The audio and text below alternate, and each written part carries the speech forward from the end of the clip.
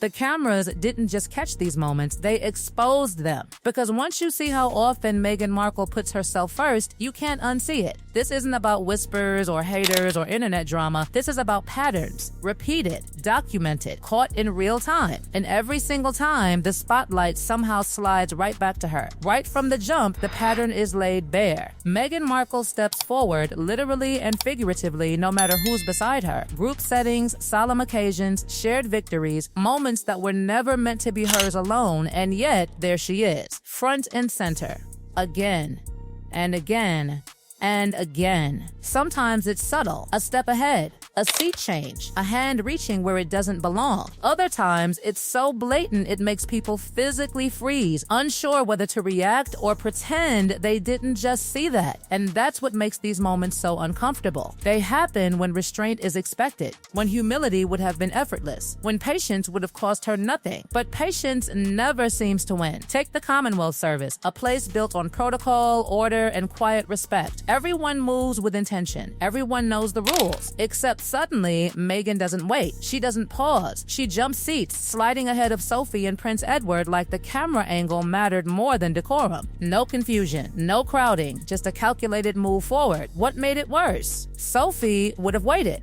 Everyone would have waited. There was no rush except Meghan's need to be seen. And when that footage quietly disappeared from official coverage, it didn't erase the moment. It amplified it. Because edits don't hide behavior, they confirm it. Then came the tour moments, the ones that made viewers blink and rewind. Public appearances where the natural order breaks because Meghan breaks it. She pushes forward, disrupts the flow, claims space that wasn't hers. You don't even need sound to understand what's happening. Look at the faces around her. Surprise, confusion. That silent, did that just happen? Energy. And here's the irony. The attention she clearly wanted never landed the way she expected. No applause, no admiration, just viral clips. Comment sections exploding. Because sometimes the spotlight doesn't flatter. Sometimes it exposes. Nigeria, May 2024. A moment so awkward, it still makes people physically cringe. A gift presentation meant clearly for Prince Harry. A respectful exchange. Simple. Except Meghan steps directly in front of him and grabs it. No glance, no hesitation, just reach. Cameras caught everything. And then correction. Immediate, polite, firm. The gift is redirected back to Harry while Meghan stands there, empty-handed, frozen smile locked in place. That smile people recognize instantly. The one that says the moment slipped out of her control.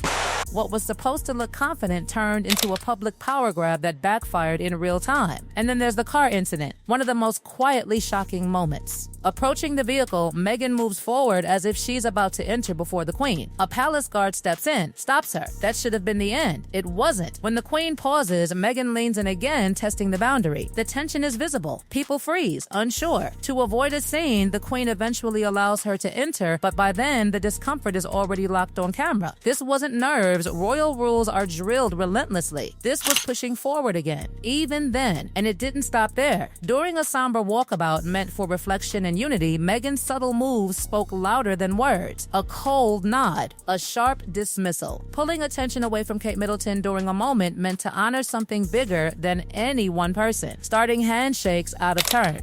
Brushing off assistance. Tiny actions stacked together until the picture becomes impossible to ignore. Where Kate moved with calm restraint, Meghan moved like attention was oxygen. Then comes the polo trophy moment. A win that wasn't hers. A box that wasn't meant for her. And yet, hands reach. A teammate pulls it back. Awkward smiles. Meghan ducks under raised arms, squeezing herself into the frame like being cropped out wasn't an option. Watch the players' faces. Confusion mixed with forced politeness. What should have been a clean victory photo turns into a visual struggle for space, not confidence, desperation. And when she's not reaching for objects, she's repositioning people. At charity events, trophies, stages, subtle gestures that shift others out of the center so she can step in. The charity chairwoman moment was especially telling. A win for Harry's team, a cause meant to be highlighted. Instead, positions are rearranged until Meghan stands exactly where the cameras land best. Harry ends up off to the side at his own victory moment. And once again, people aren't talking about the cause. They're talking about her. That's the thing. The common thread. The reason these clips refuse to disappear. It's never just one moment. It's accumulation. Event after event. Setting after setting. Different people. Same behavior. And once you see the pattern forming, it doesn't stop forming. And just when you think you've seen the full picture, the pattern tightens. Because once the spotlight stops landing naturally, it starts getting engineered. And that's where things shift from awkward to alarming. Fashion Week. A space built on designers, models, and creative vision. Quiet hierarchy. Unspoken rules.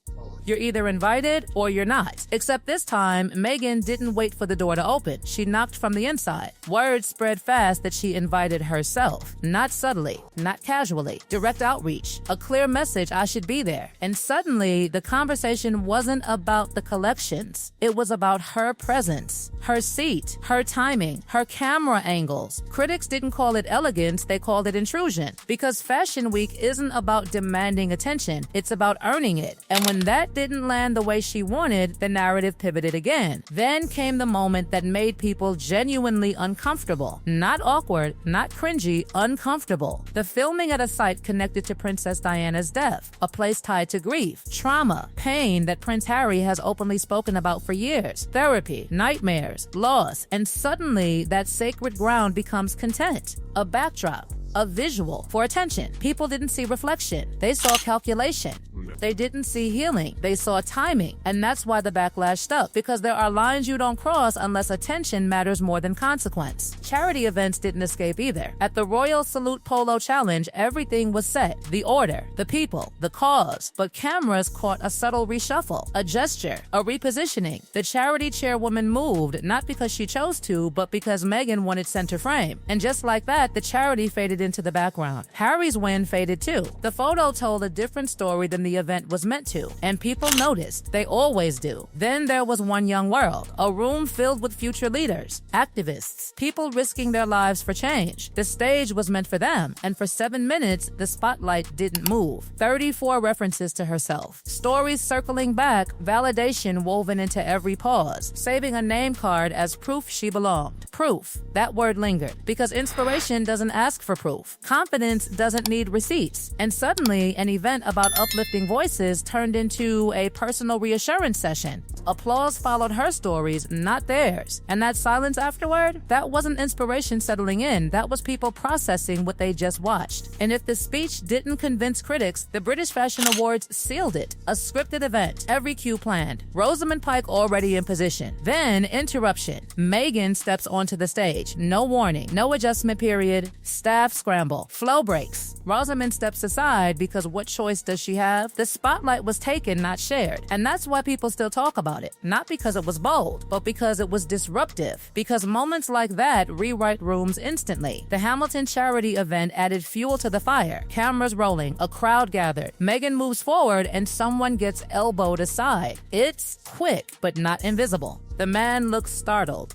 The rhythm breaks. And once again, the center spot is claimed. Not waited for, not offered. Claimed. In a space meant for generosity, the move felt aggressive. And aggression doesn't hide well on camera. But the moment that truly stopped people cold, Invictus Games 2023. Veterans, injured service members, people who sacrificed bodies and futures. This was their moment. And yet, Meghan marched ahead of them, leading, centered, framed. And for the first time, even longtime defenders hesitated, because this wasn't fashion. This wasn't protocol confusion. This was priority. And the question echoed everywhere. Why her? What earned that position? Silence followed, because there wasn't a clean answer. Fiji market tour footage only reinforced it. Smiles for the crowd. Then a sudden turn, a flash of irritation, a hiss that barely lasts a second, but seconds are all cameras need. The mask slipped, just briefly. Enough for people to replay it again and again. Reports later claimed the man involved was left shaken, and suddenly the polished image cracked just enough to show something sharper underneath. And then there's Harry, always Harry, being pulled forward, tugged, repositioned, half a step behind. Watch closely and you'll see it. A hand guiding him into place so she can step ahead. A formation broken so she lands first. Again and again, it doesn't read as partnership, it reads as choreography. And Harry's body language tells the rest of the story. Reactive, adjusting, following, different countries,